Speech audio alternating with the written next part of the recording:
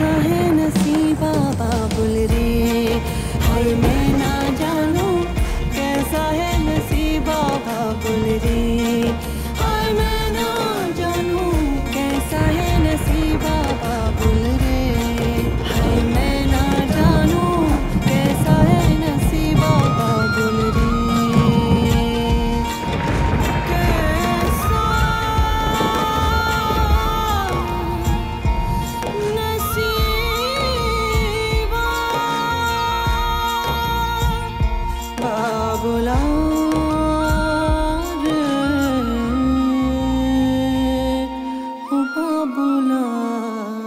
از چه رشته‌ای فارغ التحصیل شدید؟ از رشته تجارت فارغ التحصیل شدم. تا قبل از این تجربه کاری داشتید؟ نه، فقط تو رستوران کار کردم.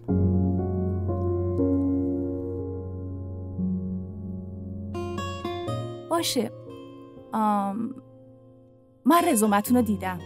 باهاتون تماس میگیریم باشه؟ به زودی بهتون خبر میدیم. ممنونم.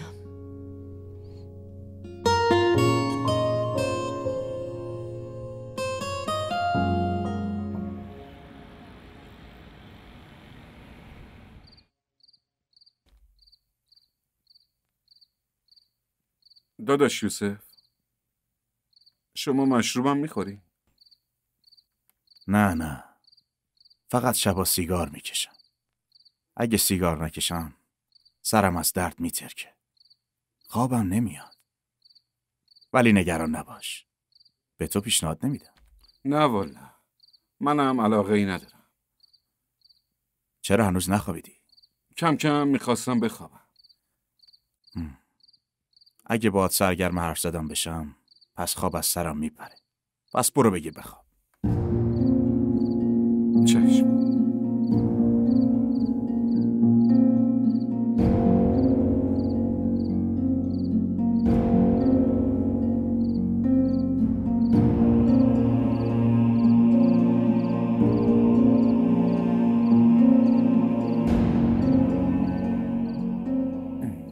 آدم خوبی، کاری به کار آدم نداره. اگه میخواستیم جیمم کنه باید 100 تا دروغ تحویلش میدادم.